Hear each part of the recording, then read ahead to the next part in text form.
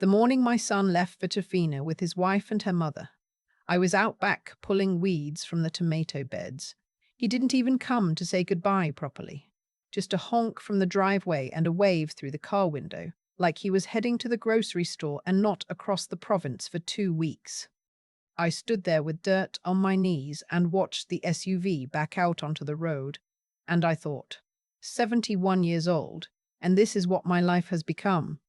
My name is Rose, and this is my farm. Not our farm, not the family farm in some romantic collective sense. My farm. 80 acres outside of Pemberton, British Columbia, that I have worked since before my son was born. My late husband, Gerald, and I bought this land in 1981 with money we'd saved for 6 years, money we counted at the kitchen table by lamplight because we didn't trust ourselves not to spend it if we put it in the bank. We planted the first apple trees ourselves in November in cold ground with blistered hands. Gerald passed 11 years ago. The farm kept going because I kept going. My son's name is Thomas. He's 43. He works in Vancouver doing something with commercial real estate that he's explained to me 3 times, and I still can't picture what he actually does all day. His wife is Lauren, and her mother is a woman named Patricia, who has, in the 4 years since Lauren and Thomas married, made it her personal mission to ensure I understand exactly how little I matter. I don't say that to be cruel. I say it because it's true and because understanding it was the first step toward protecting myself. It started slowly, the way these things always do. A comment here, a suggestion there. Patricia lived in North Vancouver and visited often, more often, honestly, than I expected a mother-in-law to visit. She had opinions about how Thomas and Lauren should live their lives, and once Thomas moved to the farm to help me run things after Gerald died, Patricia had opinions about my farm too. "Surely Rose doesn't need all this space," she said once at the dinner table, as if I weren't sitting right there. "A woman her age, alone. It seems like a burden." I passed her the bread and said nothing. Thomas didn't say anything either. That was when I first felt it, that specific chill of realizing your child has stopped standing up for you. For 3 years after Thomas moved to Pemberton, things worked. He managed the orchard side while I handled the market relationships and the finances. We fell into a rhythm. I thought we were building something together. I thought when I eventually stepped back, Thomas would carry it forward the way Gerald and I always hoped. Then Lauren moved up from Vancouver, and 6 months after that, Patricia started staying for weeks at a time. The comments became suggestions. The suggestions became plans, plans that didn't include asking me. Thomas and I were thinking, Lauren would start, and I would brace myself, because whatever came next was never actually something Thomas had thought. Thomas and I were thinking the east pasture might be better used for a glamping operation, more income potential than the cattle. The cattle that Gerald and I had built over 30 years. Thomas and I were thinking we should look at refinancing the property. Interest rates were better last year, but even now there's equity to work with. The property that was in my name, only my name. Something I thought they understood. I want to be honest about my own failures here because I had them. I should have spoken up sooner. I should have sat Thomas down the first time he let Lauren steamroll a conversation and said, "This is my home, and you will not allow people to disrespect it." I didn't. I kept the peace, the way women my generation were trained to keep it. I told myself it would settle down once Lauren felt more comfortable here. Once Patricia stopped visiting so often. Once Thomas found his footing between his wife and his mother. It didn't settle. It escalated. The summer before last, I found out by accident that Thomas had spoken to a real estate agent. Not to list the farm, not yet, but to get a valuation. He'd done it without telling me. The agent left a card on the front hall table and didn't realize I hadn't been in the meeting. I picked up that card and stood in my kitchen for a long time. I didn't confront Thomas that day. Instead, I called my lawyer, a woman named Catherine who has handled my affairs for 15 years and who is, without question, the sharpest person I know. I told her what I'd found. She told me what I needed to do. We spent the better part of 2 afternoons going through everything, the deed, The will, the farm's operating accounts, the joint account Thomas and I had set up the farm expenses. That joint account. That was the thing. I had added Thomas to it 3 years earlier when he moved up to help. It was meant to make day-to-day operations easier. Fuel, feed, equipment parts. I trusted him. He was my son. By the time Catherine and I went through the statements, Thomas had moved $42,000 out of that account over 18 months. Not in one transaction. In small ones, regular ones, amounts that looked like farm expenses if you weren't paying close attention. Feed bills, a tractor repair, fencing materials. Except when I called the suppliers, half those invoices didn't exist. I sat with that knowledge for 2 weeks before I did anything. I needed to be sure. I needed to be calm. And I needed a plan. Catherine helped me with the plan.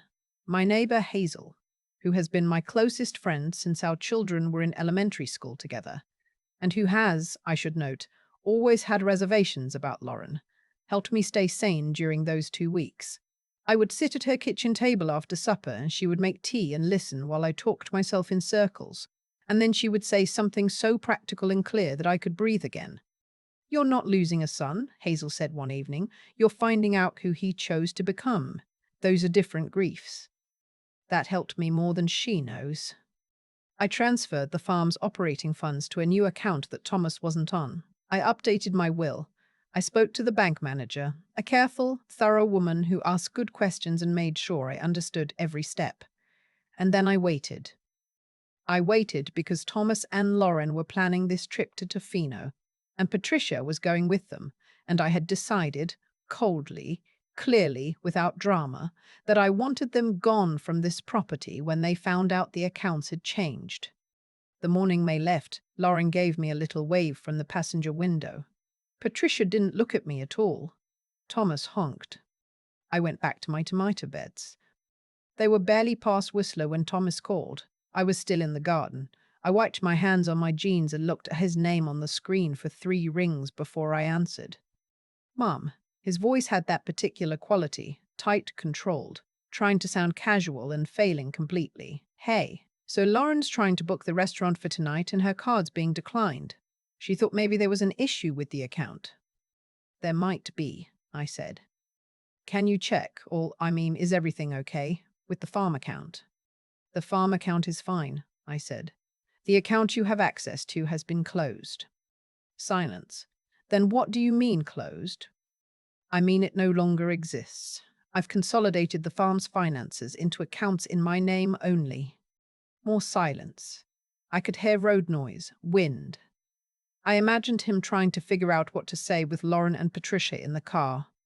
"Mom, you can't just do that. We have bills. I need to be able to." "You needed to be able to use farm money for farm expenses," I said. "That's not what was happening." The silence this time was different, heavier. "I don't know what you think you found," he started, and I felt something close in my chest, not with anger, but with sorrow, because he still wasn't going to tell the truth. "I know what I found, Thomas. Catherine knows what I found. I'm not going to argue about it on the phone while you're driving." Mom. "Enjoy Tofino," I said. "We'll talk when you're home." I hung up. I won't pretend it didn't hurt. I walked back to the garden and I sat down right there in the dirt between the tomato rows and I cried for a while, the way you cry when you've been holding something for 2 weeks and you're finally alone and the worst of it is over. Not the kind of crying that's about despair, the kind that's about release. Then I got up, washed my face at the outdoor tap, and went to check on the cattle. Thomas called 3 more times that afternoon. Lauren called twice. I let them go to voicemail. Patricia, to my mild surprise, didn't call at all, which told me more than anything that she had understood immediately what had happened and what it meant. That evening, Hazel came over and we sat on the porch and watched the light go golden over the orchard, the way it does in July in the valley when the whole world seems to slow down and remember what it's for. She brought a bottle of wine she'd been saving. We drank most of it. "How do you feel?" she asked. I thought about that for a while. There was a hummingbird at the feeder near the railing, working away with that fierce, focused energy. Hummingbirds have, like every flower, is urgent. Like myself, I said, for the first time in a few years, actually. Like myself. They came back from Tofino after 4 days, not 2 weeks. I heard Thomas's SUV in the driveway on a Tuesday afternoon, and I was in the kitchen making soup, and I stayed there. He knocked, which he hadn't done in 3 years, which told me he had understood something had shifted. I called him in. He sat down at the kitchen table, the same table where Gerald and I used to count our savings by lamplight, and he looked terrible. Not sick, just diminished, like someone had let some air out of him. Lauren hadn't come in. Patricia's car wasn't in the driveway. That was something. We talked for a long time, more honestly than we had talked in years, maybe ever. I told him what I'd found, all of it, every transaction. He didn't deny it, which I had told myself I needed as a baseline before I could think about anything else. He said Lauren had pushed him to do it, that Patricia had convinced her that the farm should eventually belong to them anyway, and that he was just taking what was his in advance, that he'd told himself it was a loan he'd repay. I listened to all of that. I understood in an intellectual way how someone could be pulled in multiple directions and make bad choices. I had loved this man since before he was born.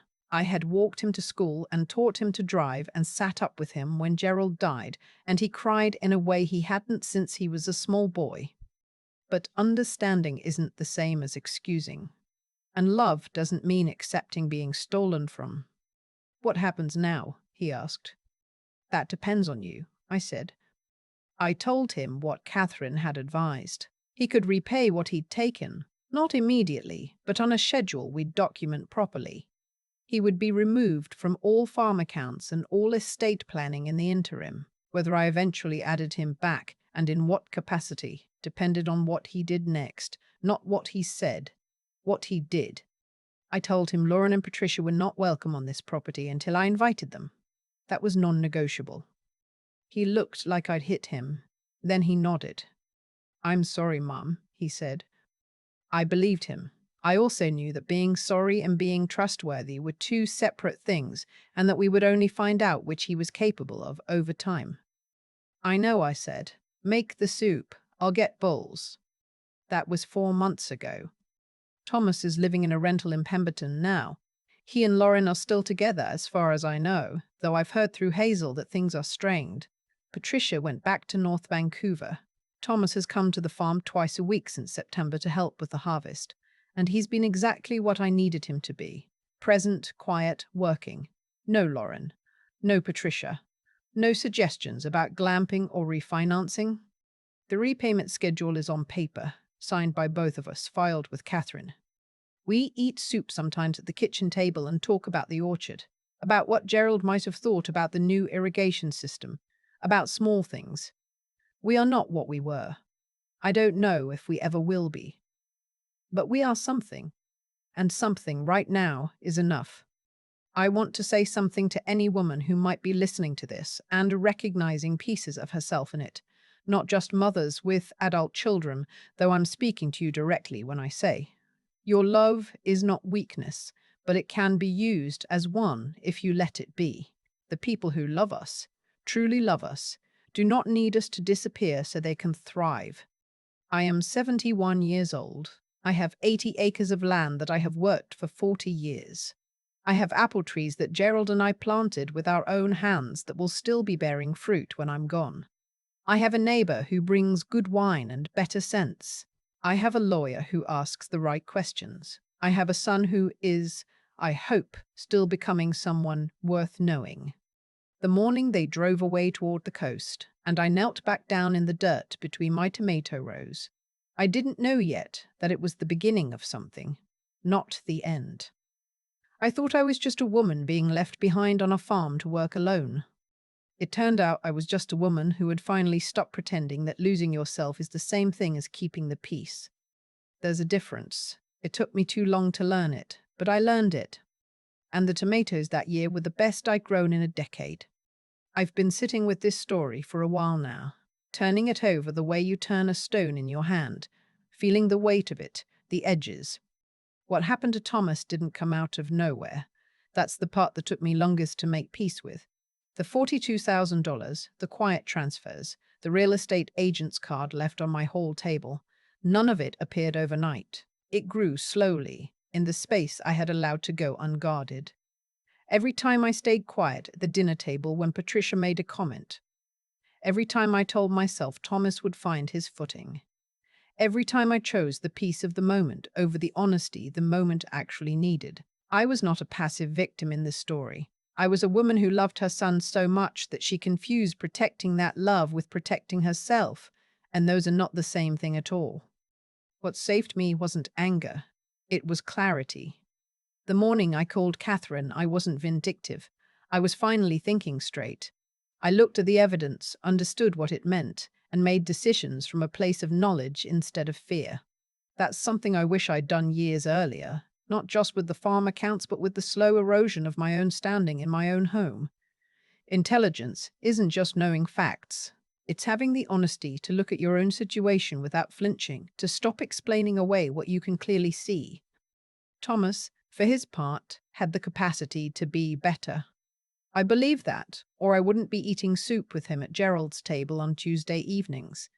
But capacity isn't character. Not until it's tested. He'd let himself be slowly convinced that he was owed something he hadn't earned, that taking it quietly was practically the same as deserving it. That's not a Lauren problem or a Patricia problem. That's a choice a person makes. One small rationalization at a time, until the rationalizations have built a wall between who you are and who you meant to be. The path back from that wall is long, and it requires something most people find genuinely hard: continuing to show up and do right, even when no one is watching, even when it's inconvenient, even when the person you wronged isn't yet sure she trusts you again. I think about Hazel, who sat with me through the worst 2 weeks and said the truest thing anyone said to me all year. She didn't tell me what to do. She didn't tell me it would be fine. She just stayed, and she was honest. And that steadiness was its own kind of gift. There's a reason some friendships last 40 years. It's not luck. It's that some people have the quiet strength to be present for the hard parts without making the hard parts about themselves. I am 71 years old, and I have learned, later than I should have, that the life you've built deserves to be defended. Not out of pride, but out of respect for everything it cost. Gerald and I didn't plant those apple trees so someone else could sell them. I didn't work this land through every cold November and every dry August to hand it over because I was too tired to pay attention. The tomatoes were good last year. I'm already planning this spring's beds. That's enough.